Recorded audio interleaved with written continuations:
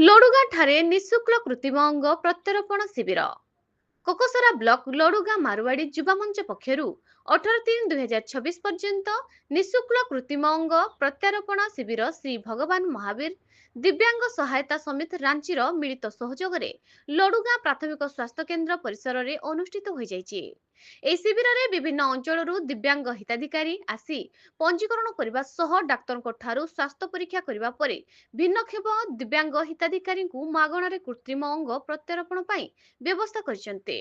ରୋଗୀଙ୍କ ସମସ୍ତ ଆନୁଷଙ୍ଗିକ ବ୍ୟବସ୍ଥା ଗ୍ରହଣ କରାଯିବା ଯାଉଛି ବୋଲି ମାରୁଆଡି ଯୁବମଞ୍ଚ ଲଡୁଗାଁ ଶାଖାର ସଭାପତି ସାହିଲ ଅଗ୍ରୱାଲ, ସଚିବ ଗୌର ଅଗ୍ରୱାଲ, କାର୍ଯ୍ୟକାରୀ ଅଧ୍ୟକ୍ଷ ରୋନକ ଅଗ୍ରୱାଲ, ସଦସ୍ୟ ରାଜୀବ କୁମାର ଅଗ୍ରୱାଲ, ସମୀର ଅଗ୍ରୱାଲ, ଅମିତ ଅଗ୍ରୱାଲ, ଶ୍ୟାମୁ ଶର୍ମା, ପଙ୍କଜ ଅଗ୍ରୱାଲ ପ୍ରମୁଖ ସୂଚନା ଦେଇଛନ୍ତି। କଳାହାଣ୍ଡିର କୋକସରା ରିତେଶ କୁମାରଙ୍କ ମୁଣ୍ଡାକ ରିପୋର୍ଟ, ନ୍ୟୁଜ ଓଡ଼ିଶା ଟିଭି।